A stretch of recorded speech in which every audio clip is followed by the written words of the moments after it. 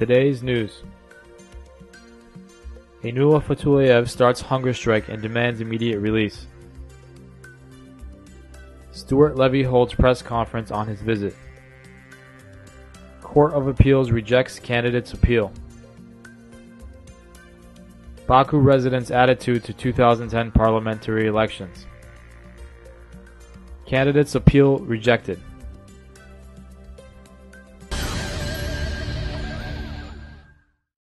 Imprisoned journalist Aliyev started a hunger strike this morning.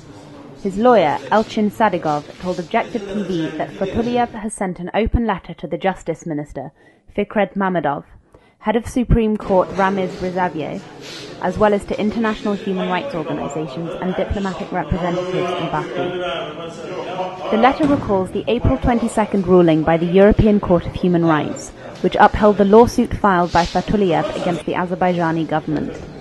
The European Court of Human Rights decreed that the rights of journalists enshrined in Articles 6.1, 6.2 and 10 of the European Convention of Human Rights had been violated.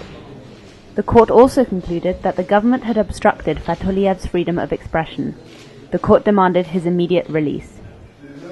The letter goes on to say that the Azerbaijani government filed an appeal against this decision in the Grand Chamber, but this appeal was rejected by a special committee of the Grand Chamber on October 4th. According to Article 44 of the Convention, the judgment issued by the European Court of Human Rights is final. According to Article 46 of the Convention, I should be released immediately and without further negotiation, because the execution of the Grand Chamber decision is obligatory, says Aliyev. The journalist said in his letter that there had occurred various legal violations during his narcotics case. I wasn't sentenced to imprisonment, and the Garadagh District Court's ruling on that case hasn't yet come into force. In not recognizing the legal results of the Court of Grey's Crimes decision, dated October 3, 2007, in his verdict, and by only partially fulfilling the European Court decision, Judge Ismail Khalilov created the legal conditions for my immediate release, Aliyev said. At the end of his letter, the journalist demanded immediate release and declared a hunger strike.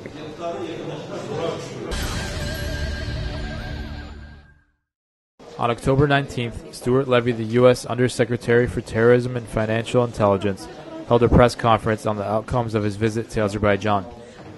I had a very productive meeting in Baku today. I met with President Ilham Aliyev, Central Bank Board head Elman Rustamov, Finance Minister Samir Sharifov, Minister of Foreign Affairs Elmar Mamadiarov, and leaders of private companies in Azerbaijan. We focused on our international obligations, which include discussions of the last rounds of sanctions imposed on Iran, which continues to pursue its nuclear program, said Levy. Levy reported that they had discussed ways to protect the international finance system from Iran's misuse, and that they also discussed the execution of UN Security Council Resolution 1929. As Barack Obama and President Ilham Aliyev noted in New York meeting last month, Azerbaijan is an important strategic partner for the United States. The aim of my visit was to establish an open and sustainable dialogue between our two nations. We want to work together to address Iran's legal activity and its misuse of the international finance system, said Levy.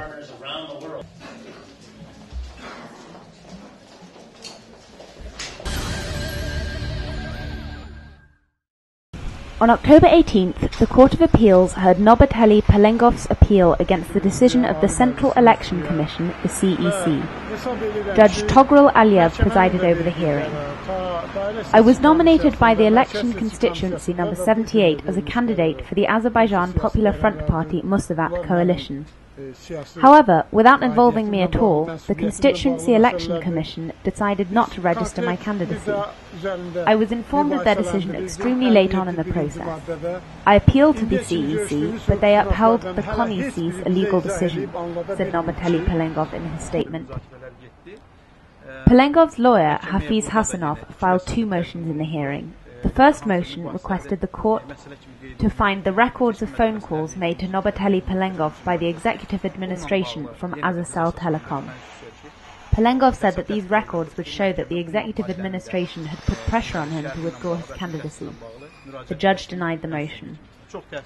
The second motion requested the court to turn to the Constitutional Court for the official explanation of the Electoral Code Article 57.1, and a comparative explanation of Articles 112.1 and 112.1.10 of the Code.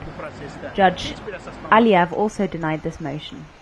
A CEC lawyer said that the CEC's decision was fair and had been arrived at based on expert opinions. He asked the judge to dismiss the lawsuit. The court ruled to dismiss Pelengov's lawsuit, upholding the CEC's decision. The Law and Development Public Union provides free legal aid to political candidates as part of the Protection of the Election Rights Project.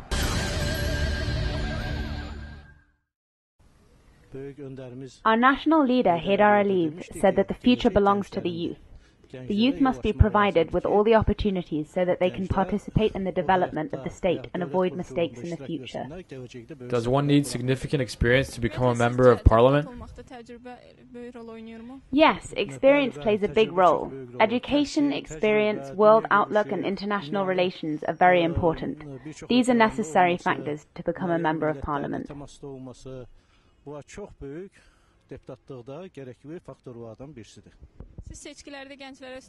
Will you vote for the youth or the other candidates in the election? Actually, I prefer the opposition candidates so that they can be represented in parliament. The opposition prevents the government from becoming inactive. It keeps them on their toes. It would not be good practice to eliminate the opposition completely. Of course, the youth are better. When I get older, I will need to retire from taxi driving and rest. What would be your first step if you were a parliamentarian? I remember that during the privatization of the state enterprises, the people were provided with vouchers. I would first investigate which enterprises these vouchers were produced for, and why no dividends have been paid to the people up to now. I would then increase the amount of pensions. If I were a member of parliament, I would increase all the pensions and set them at 200 manat. I would increase all the salaries and set those at 200 to 300 manat. I wouldn't collect gas taxes nor water and energy taxes.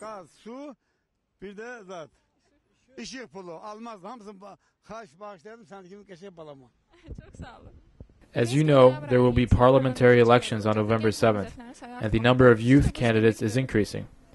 Do you think this is beneficial? It is not an advantage for the youth.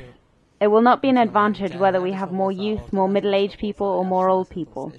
In general, I am against having a great number of youth in important positions, because their education is not good. Reality is different. In general, this election and this parliament do not have great importance to our society.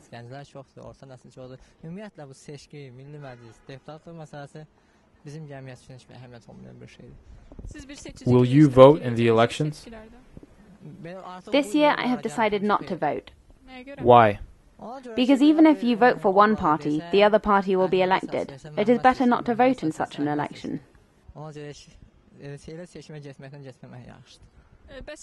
What would be your first step if you were a parliamentarian?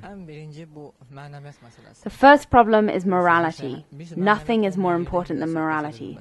Our society lacks morality. I would first take measures on morality.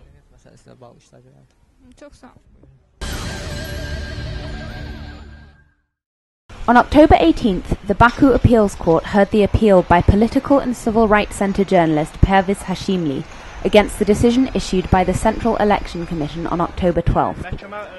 I was nominated by the 1st Kepez election constituency as a candidate for the Azerbaijan Popular Front Musavat Coalition Party. However, the Constituency Election Commission, the CONEC, secretly investigated the signatures I had collected to support my nomination and declared them invalid. I appealed to the Central Election Commission, the CEC, but they upheld this illegal decision. I also discovered that the voters who signed in support of my candidacy had later been subjected to pressure from the Commission. My lawyer was even summoned to the police department, Hashimli told the judge. Hashimli's lawyer, Hafiz Hassanov, said that the CONEC and CEC had acted in violation of the Electoral Code. The real reason they refused to register his candidacy is that he is an opposition candidate as well as a journalist for Bizim Yol newspaper. There were other breaches of the Electoral Code too. Hashimli sent his appeal to the Central Election Commission on October 2nd. It was considered 10 days later on October 12th. But the Electoral Code states that appeals must be responded to within 3 days. The CEC illegally delayed the appeal, said Hasanov in his address to the court. CEC representative Samir Tagiev asked the judge, Ayun Abdullayeva, to dismiss the lawsuit as unfounded. The judge did not accept Hashimi's appeal and upheld the decision of the Central Election Commission. The Law and Development Public Union provides free legal aid to political candidates as part of the Protection of Election Rights project.